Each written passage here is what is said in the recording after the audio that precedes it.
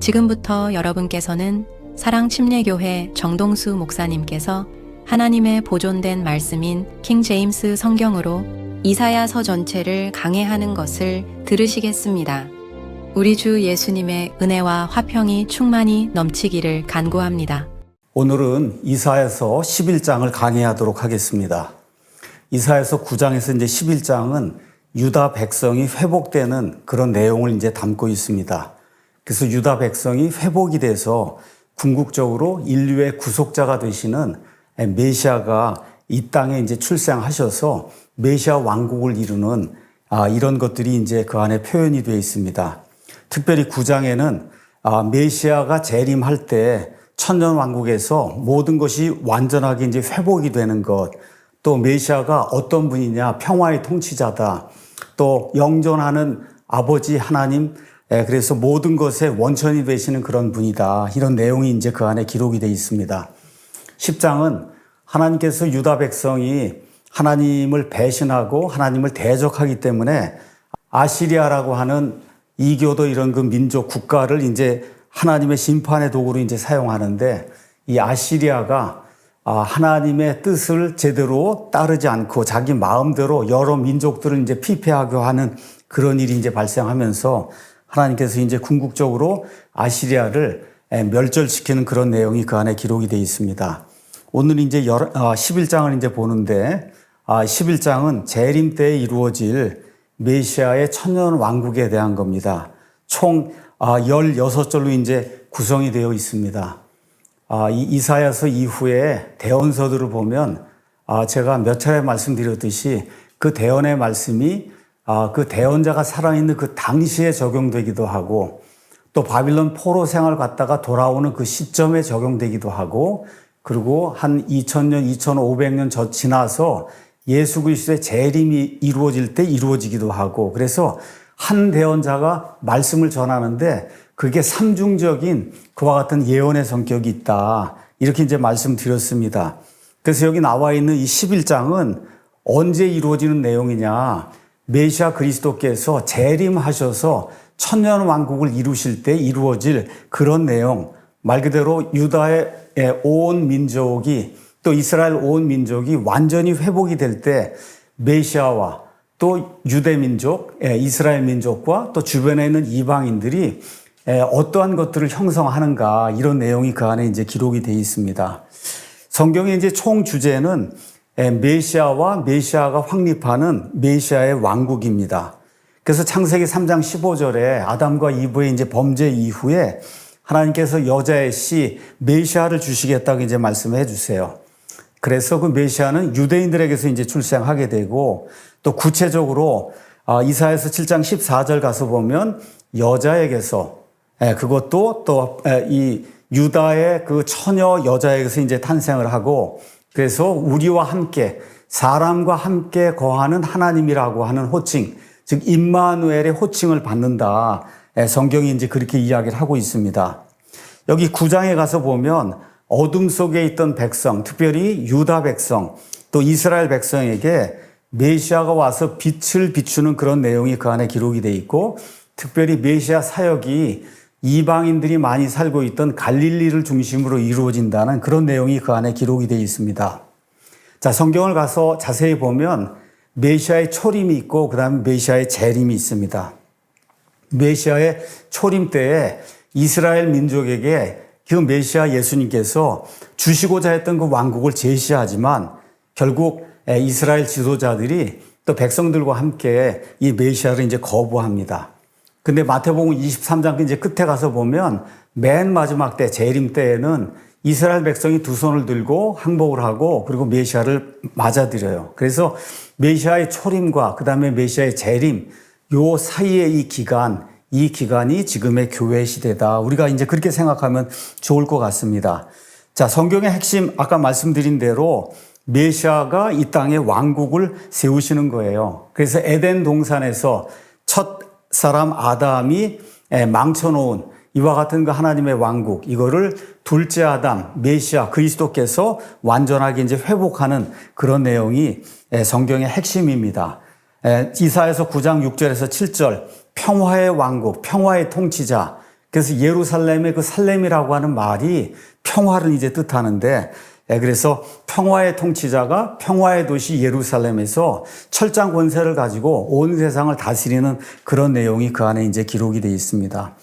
자, 이 대언서에는 제가 또 여러 번 말씀드린 것처럼 메시아의 초림과 그다음에 메시아의 재림이 있는데, 대언자들이 하나님께서 주시는 대로 그 말씀을 기록하면서 어떨 때는 초림의 말씀을, 어떤 때는 재림의 말씀을, 이런 것들을 기록하면서도 이게 초림, 재림이 구분이 안 되는 이런 상태로 이 대언자는 하나님께서 말씀을 주시는 대로 이렇게 기록을 했어요.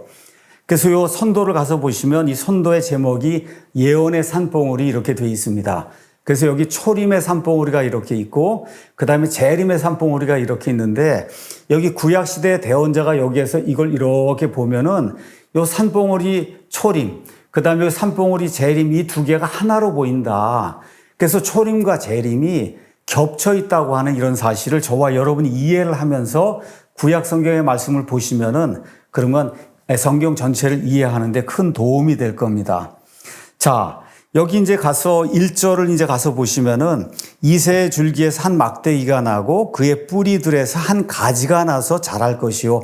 이렇게 돼 있는데 여기 가지가 우리 킹제임스 성경에는 고딕체로 돼 있어요. 즉 어떤 인물이라고 하는 그런 뜻입니다. 자, 여기 왜 갑자기 막대기, 가지 이런 것이 나오느냐. 바로 그 위에 10장 33절, 34절을 우리가 이제 가서 보시면은 하나님의 이제 심판의 도구로 쓰인 교만한 그런 이방 민족들, 이 교만한 이방 민족들이 나무와 가지로 표현이 돼 있어요. 33절, 34절에. 근데 이와 대비가 되면서 연하고 정말 부드럽게 백성을 통치하는 그런 메시아가 여기 1절에 이제 나오는 겁니다.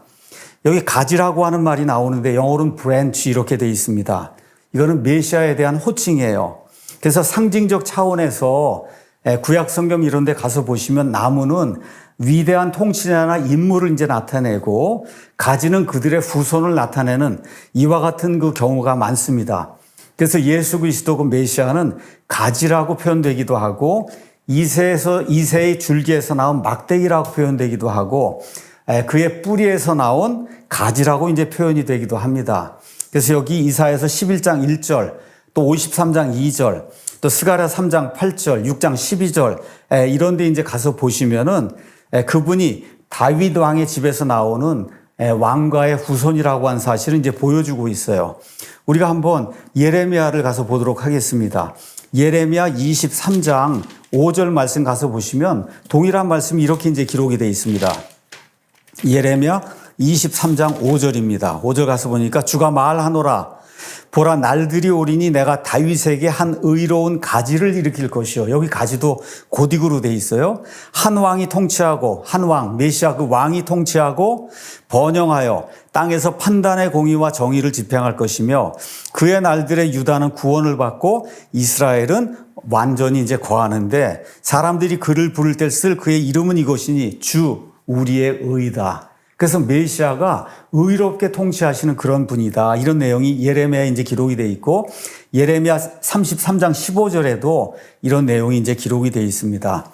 여기 가서 보면 이새의 뿌리, 이새의 줄기 이렇게 이제 나오는데 우리가 이제 룻기를 읽어보면 보아스하고 그다음에 룻이 결혼을 해갖고 그래서 이제 아들을 낳는데 그 아들의 이름이 오벳이에요. 오벳에게서 이새, 다윗의 아버지 이새가 나오고 그 다음에 이새에게서 다윗이 나오고 이렇게 되면서 이것이 전체적으로 다윗의 왕조에서 메시아가 나온다고 하는 이런 것들이 이제 보여줍니다. 예수님이 이제 베들레헴에서 이제 출생하시고 그거를 이제 다윗의 도시라고 이야기했는데 그 다윗의 도시가 바로 룻기에 나오는 배경이 되는 베들레헴입니다. 그래서 2절에서 5절은 지금까지 있었던 그 유다의 어떤 통치자들 아니면 이방 민족들의 어떤 통치자들과 완전히 다르게 이 메시아 그리스도는 정의와 공의로 백성을 다스린다는 그런 내용이 2절에서 5절에 이제 기록이 되어 있습니다. 특별히 2절에 가서 보시면 주의 영 곧 지혜와 명철의 영이요 계략과 강력의 영이요 지식과 주의 두려움의 영께서 그의 위에 머무실 것이다. 이렇게 이제 기록이 되어 있습니다. 그래서 메시아의 아주 특출한 그런 그 성품이 이 안에 기록이 되어 있어요.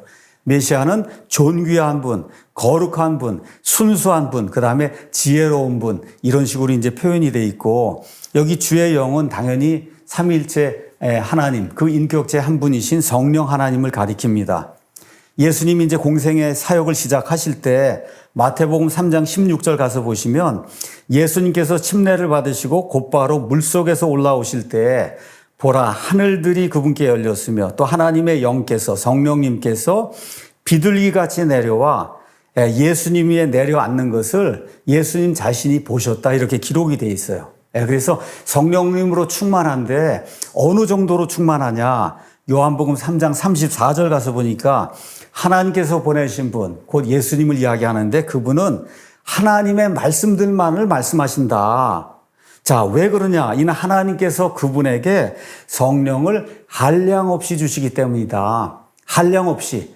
저와 여러분에게 성령님의 어떤 그 지혜를 주시고 이제 한데 여기엔 분량이 있어요. 근데 우리 예수님께는 한량없이 without measure 이 성령님의 이런 능력과 성령님의 이런 성품이 주어진다고 성경이 우리에게 이야기하고 있습니다. 자, 이렇게 이제 되면서 3절, 4절, 5절은 여러분 읽어보시면 알겠지만 메시아가 공평과 공의로 백성을 치리하는 그런 모습이 그 안에 이제 기록이 되어 있습니다. 자, 그 다음에 이제 6절에서 9절은 메시아의 천년 왕국에서 온 세상의 창조물이 복원이 되는 그런 것을 우리에게 이제 보여주고 있어요.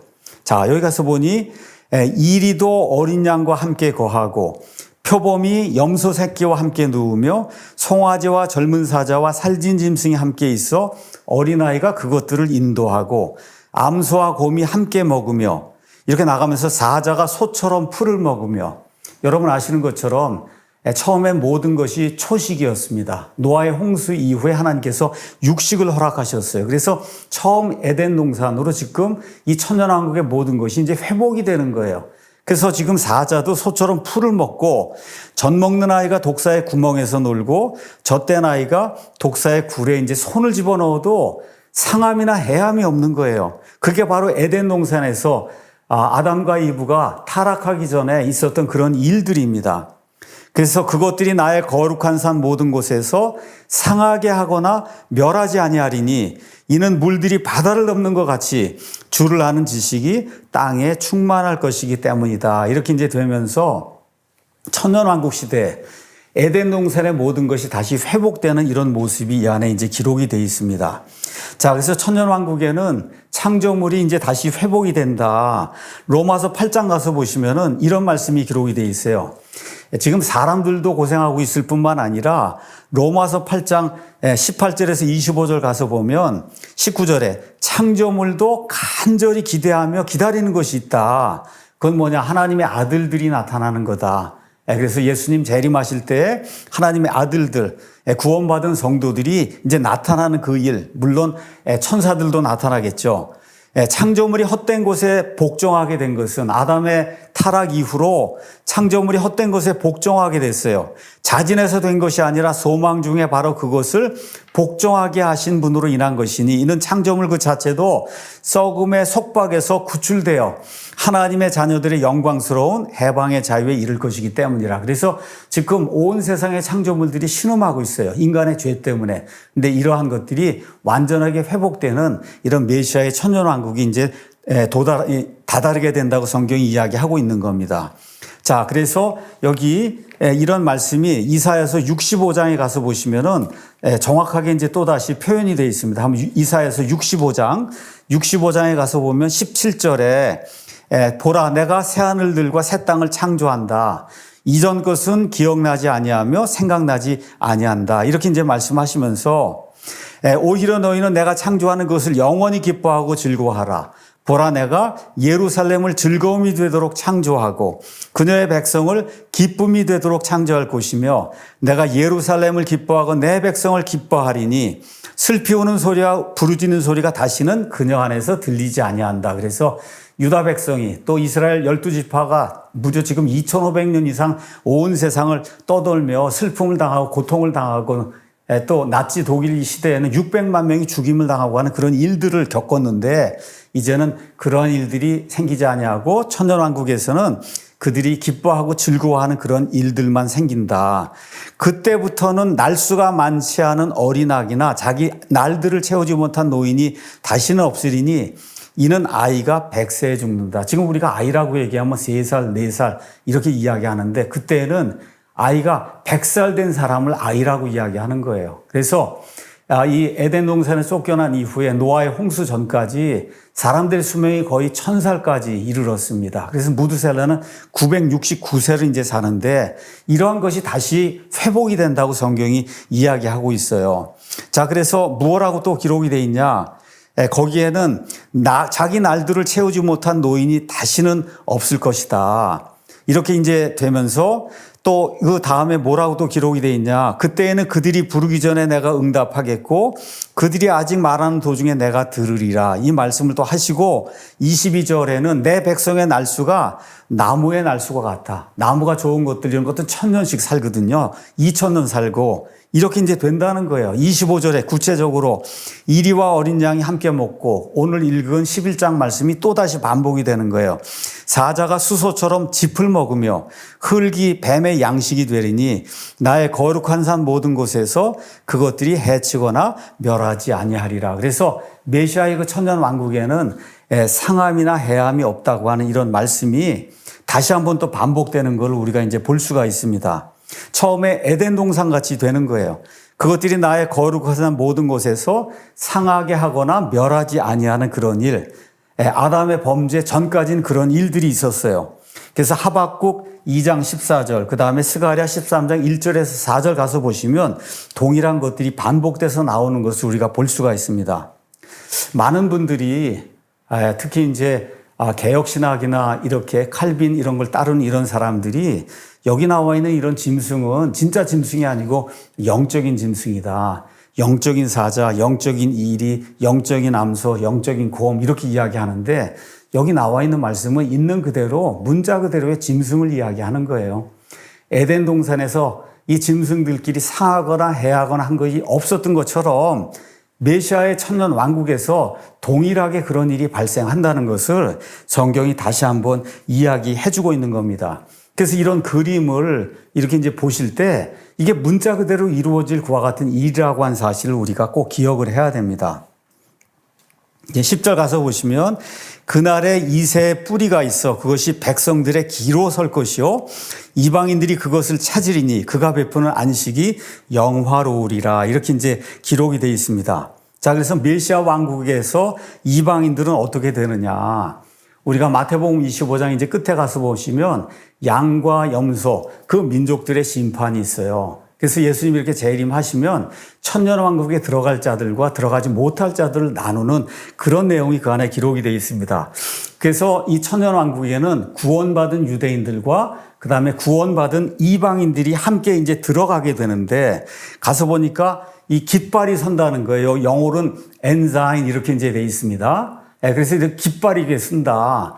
우리가 이제 군대들이 이제 행진하거나 하면 맨 앞에 쓴 사람이 이렇게 깃발을 들고 앞으로 행진을 해 나가면 나머지 사람들이 쭉 쫓아가는 이런 것이 이제 여러분 연상이 되듯이 메시아, 그 메시아 그분께서 이 백성들의 기로 이렇게 우뚝 쓰시면 온 세상에 구원받은 그런 백성들이 메시아를 향해서 모인다고 성경이 그렇게 이야기하고 이렇게 모이는 이방인들에게 메시아가 커다란 안식을 베풀 것이다. 성경이 이제 그렇게 이야기하고 있습니다. 스가랴서 14장 말씀을 여러분 이것과 함께 같이 이제 대비해서 보시면 무슨 뜻인지 이해할 수가 있습니다. 자, 11절에서 12절은 유다의 남은 자들 아니면은 이스라엘 백성 가운데 남은 자들, 이 남은 자들이 어떻게 되는가 하는 내용이 그 안에 기록이 되어 있습니다. 자, 11절, 12절 가서 보니까 그날에 주께서 다시 자신의 손을 두 번째 세우사 자신의 백성 중에서 남은 자들 곧 남겨질 자들을 찾으시되 아시리아와 이집트와 바드로스와 구스와 엘람과 시날과 하맛과 바다의 섬들로부터 그래서 팔레스타인 지역이 있을 때 그 지역의 모든 그 주변에 있는 그런 나라들로부터 하나님께서 이스라엘 백성을 다시 찾아내신다.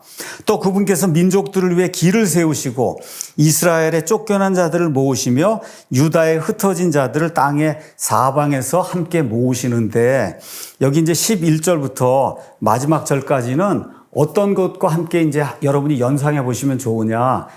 이집트에서 이스라엘 백성이 모세와 함께 탈출했던 그런 내용.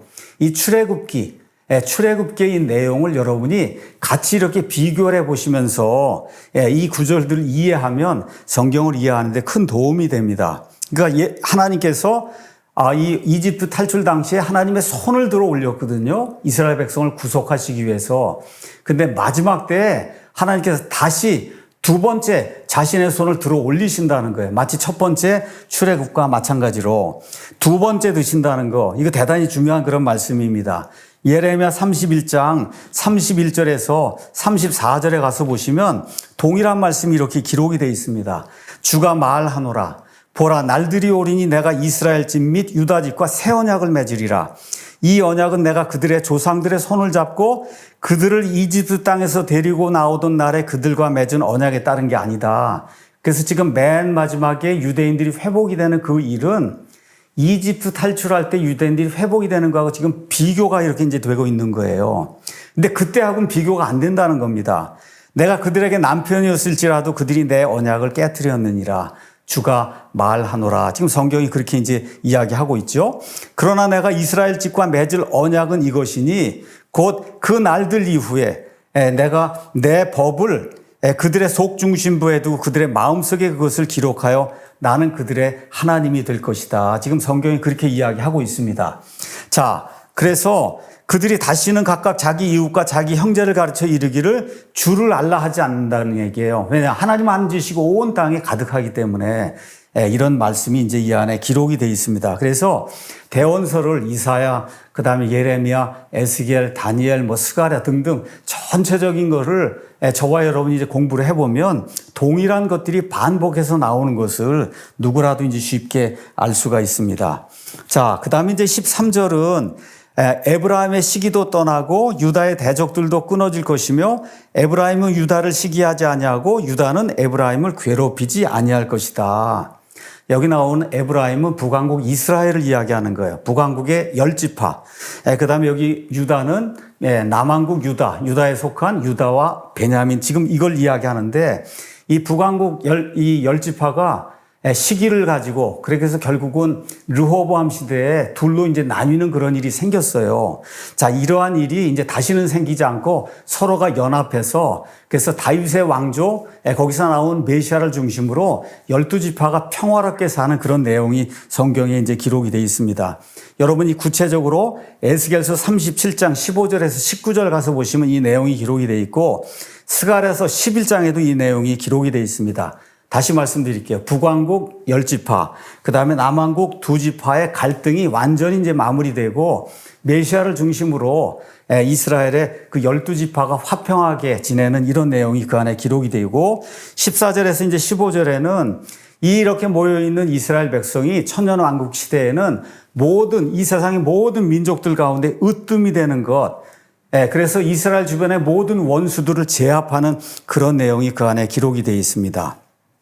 자, 15절 가서 보니까 주께서 이집트 바다의 혀 같은 곳을 철저히 멸하시며 자신의 강력한 바람과 더불어 자신의 손을 강 위로 흔들어 강을 쳐서 7시내로 나누사 사람들이 신을 적시지 않고 건너가게 하시리라. 그분의 백성 중에서 남은 자들, 즉 남겨질 자들을 위해 아시리아로부터 나온 큰 길이 있을 터인데 그것은 곧 이스라엘이 이집트 땅에서 올라오던 날에 그에게 있었던 것과 같다. 그러니까 다시 한번 또 이집트 탈출할 때하고 맨 마지막에 메시아가 오게 될 때 이스라엘이 회복이 되는 거하고 두 개를 대비해서 지금 보여주는 거예요. 제가 이집트 바다에 그 혀 같은 것, 영어로는 텅, 우리 혓바닥 같이 생긴 거예요. 자, 이것이 무엇인가 여러 주석들을 이제 살펴봤는데 주석들이 되게 공통적으로 이것은 홍해바다. 이 지도를 가서 보시면 홍해가 저 위로 올라가면은 그러면 둘로 이렇게 나뉩니다. 나뉘면서 이 부분이 이렇게 혓바닥처럼 이렇게 생겨요. 그래서 하나님께서 그 부분을 여기 철저히 멸하신다고 하는 건 마르게 하신다. 이렇게 이제 우리가 이제 보면 될 것 같습니다. 그래서 옛날에 홍해바다를 하나님이 나누신 것처럼 그래서 이집트 바다라고 표현이 되어 있는 그 부분을 하나님이 말리시는 그런 내용, 그렇게 기록이 되어 있고, 강이 나오는데 영어로는 강이 더 리버, 정관서 더가 이제 붙어 있습니다. 그래서 구약 성경에 가서 보시면 더 리버로 표현된 그런 강이 특별한 일이 없는 한은 유프라테스 강을 의미하는 것을 저와 여러분이 알 수가 있고, 앞뒤 문맥상 이것이 유프라테스라고 하는 걸 금방 알 수가 있어요. 왜 그러냐? 16절에는 과거 이집트 탈출할 때 이 백성이 이렇게 큰 길을 타고 올라왔듯이 나중에 이제 메시아 재림하게 될 때, 이 유대인들이 회복이 될 때 아시리아로부터 큰 길을 통해서 이들이 올라온단 말이에요. 근데 큰 물이 가로막으면 올라올 수가 없잖아요. 그래서 유프라테스 강이 7시내로 나뉘어진다 하는 얘기는 마른다는 게, 작은 이런 가지들처럼 이렇게 나뉜다는 거죠.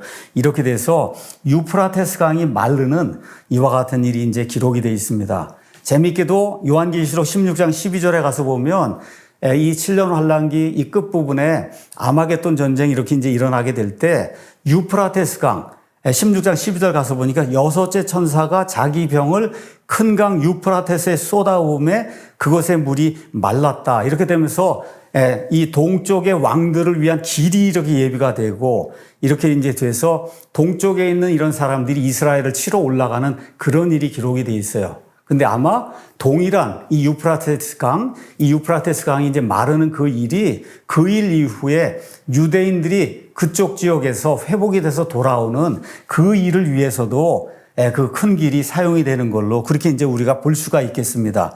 가서 보니까 여기 큰 길은 영어로 하이웨이로 돼 있어요. 하이웨이. 이건 이사야서 35장에도 또다시 이제 나오는 그런 말씀입니다. 이사야서 35장은 이 메시아가 온 세상, 특별히 이 이스라엘 백성이 살고 있는 그 지역을 회복시키는 그런 내용을 담고 있습니다. 1절 가서 보면 광야와 적막한 곳이 그것들로 인해 기뻐하고 사막이 즐거워하며 장미같이 되며 이런 일 펴는 거, 황무지가 장미꽃같이 우리 찬송가 부르는 그런 내용이 그 안에 이제 기록이 되어 있습니다.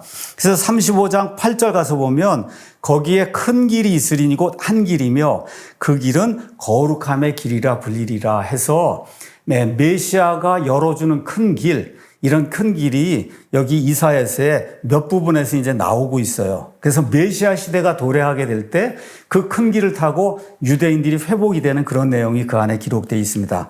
다시 한번 말씀드리지만 이집트 탈출과 마찬가지로 이집트 탈출할 땐 여기가 가나안이면 이쪽에서 이렇게 올라왔고, 그러다 맨 끝에 이렇게 돌아서 올라왔거든요.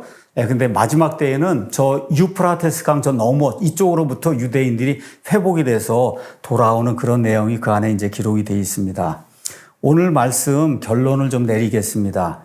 이사야 대언자의 그 대언 요약을 하면 이사야서 1장에 이 유다 백성이 많은 죄를 짓고 하나님을 대적하고 말 그대로 영적으로 성한 데가 하나도 없는 그런 악한 정말 죄가 많은 그런 백성으로 이제 나오는데, 이 백성이 결국 하나님의 심판을 받고 고난을 당하고 바빌론 포로 생활 가고 그 이후에는 2000년 이상 온 세상을 떠돌아다니고 이렇게 이제 되는데, 하나님의 약속에는 뜻을 돌이키는 일이 없다는 거예요. 그래서 하나님께서 아브라함에게 저 땅을 주시겠다고 약속했기 때문에 궁극적으로 유대인들이 다시 회복이 되는 그런 내용, 그래서 메시아 왕국을 차지하고 주변의 모든 이교도 민족들 위에 우뚝 서는 그런 내용이 분명하게 이제 성경에 기록이 되어 있습니다. 그래서 우리 예수님께서 이 땅에 처음 오셨을 때 유대인 그 백성들에게 너희는 기도할 때 이렇게 기도해라, 이렇게 하면서 뭐라고 말씀하셨어요? 하늘에 계신 우리 아버지요, 아버지의 이름이 거룩히 여겨지게 하시고 아버지의 왕국이 오게 하시며, 아버지의 통치 왕국이 어디서 오냐? 하늘에서부터 여기로 오게 하시고 아버지의 뜻이 하늘에서와 같이 땅에서도 이루어지게 하옵소서. 그래서 예수님께서 이 땅에 세우시려고 유대인들에게 주시려고 했던 그 왕국이 뭐예요? 하늘의 왕국, 하늘에서 땅에 임하는 그런 왕국, 이러한 왕국을 주시려고 오셨고 유대인들에게 그것을 제시하셨으나 3년 반 동안의 공생의 사역을 통해서 이것을 보여주고 알려주려 하셨으나 이들이 결국 거부하고 나중에 메시아 재림할 때 예수님을 메시아로 받아들이는 이런 일들이 이제 마태복음에 기록이 되어 있습니다. 오늘 저와 여러분이 결론적으로 가져야 될 이 말씀에서 받아야 될 그 요약의 핵심 내용은 뭐냐? 예수님 다시 재림하신다는 거예요. 예수님 재림하시면 부활이 있고, 그렇죠? 또 휴거가 있고, 이런 소망을 가지고 이 어려운 때를 잘 헤쳐나가는 저와 우리 사랑침례교회 모든 성도들이 되기를 우리 주 예수님의 이름으로 축원합니다.